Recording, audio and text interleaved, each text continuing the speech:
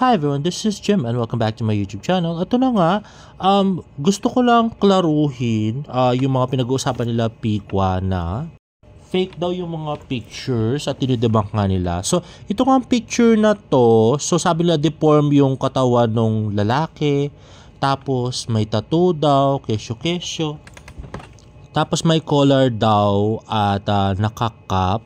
So, actually guys, no, na-match na nga namin to sa suot ni David, yung naka-cap siya at naka t-shirt na may collar.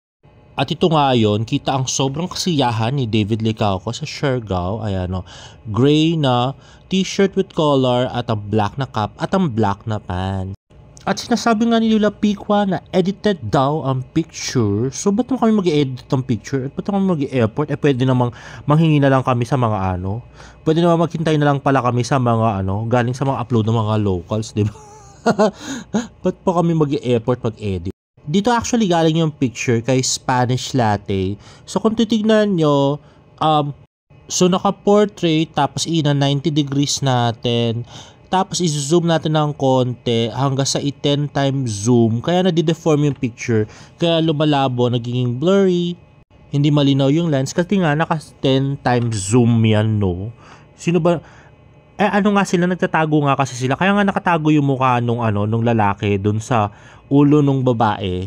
Kasi nga nagtatago nga sila. Ayaw nga nilang makita, diba? Kaya lang magaling yung mga locals ng Siargao. Sila yung kumuha ng picture. Kumbaga on our part, wala kaming effort dyan, no? Naghintay lang kami ng mga upload nila. At napakagaling nilang kumuha ng picture. Kasi malit lang naman yung island ng Siargao. So madali lang silang makakuha talaga ng mga pictures. Kung gugustuhin ng mga locals, diba? Lalo na raw, pagka merong artista doon, kahit na hindi pa ganun kasikat, ay talagang kukunan nila ng picture. At next nga ay nahat na raw ang Balesin girl na kasama ni David Licauco sa Balesin.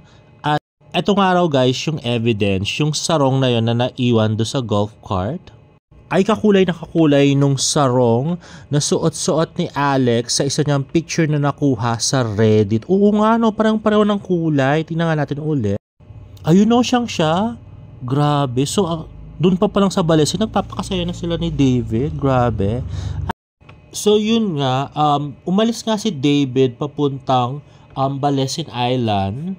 At nag-post na nga siya ng Balesin. Samantalang nung umagang yun naman, ay nag-post naman si Barbie Fortesa na nag-jogging siya sa UP. At marami ang fans ang nakakita kay Barbie Fortesa sa UP na nag-jogging. So it doesn't make sense na mauuna si David sa Balesin. Lalo sa chartered flights lang yung mga pumunta sa Balesin guys. Hindi siya commercial flight.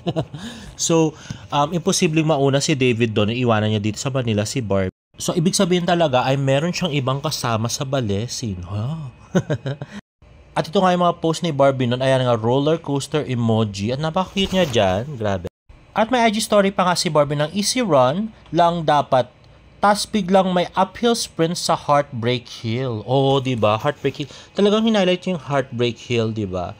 At tapos nga ay nag-post nails pa nga si Barbie.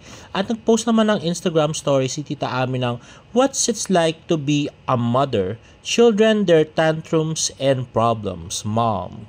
So, ibig sabihin ba, nagtatantrum si Barbie tapos pinapasipay lang ni Tita Ami? Ganun ba yun? Hula-hula lang. Siyempre, kahit nga naman ako, diba? Hindi ba naman ako isama sa Balesin at meron na palang ibang sinasama sa Balesin? O, diba? Sino ba di magtatantrum? At ito na nga yung mga post ni David noon sa Balesin na super duper kaligayahan ni David. Grabe. Hindi mo mawari ang kanyang kaligayahan. Hindi maitago. Anyway guys, now with regards to this picture na para daw may tan si Barbie sa chest at parang ilang araw din hindi lumabas si Barbie Fortesa noon, pinagtatakpan niya lang nun si David. Oo, halata naman na hindi siya yung kasama kasi nga iniwan siya, diba? So, hindi pa kasi lumalabas yung time na yan, yung close-up commercial nila. So, hindi pwede na malaman ng mga tao na hindi siya sinama ni David sa Balesin kasi nga magkakaroon ng issue tapos baka syempre close-up endorsement yon. So isa yun sa pinaka-coveted na endorsement. So ayaw ni Barbie mawala yun. So gumawa na lang siya ng paraan. Kunwari siya yung kasama ni David sa Balesin Kasi pag inisip ng ibang tao na may iba siyang kasama, na may iba siyang girl na kasama sa ballet scene, syempre baka madama yung kanilang close-up commercial at baka magkaroon ng mababang views, ganyan. Kaya nga yun, todo fan service sila ulit nung nagkita nga sila do sa close-up event. Ganyan si Barbie, naglilinis siya in behalf of David. Anyway guys, if you like this video, please give it a thumbs up and please subscribe to my YouTube channel for more Barda updates. See you in my next vlog. Bye!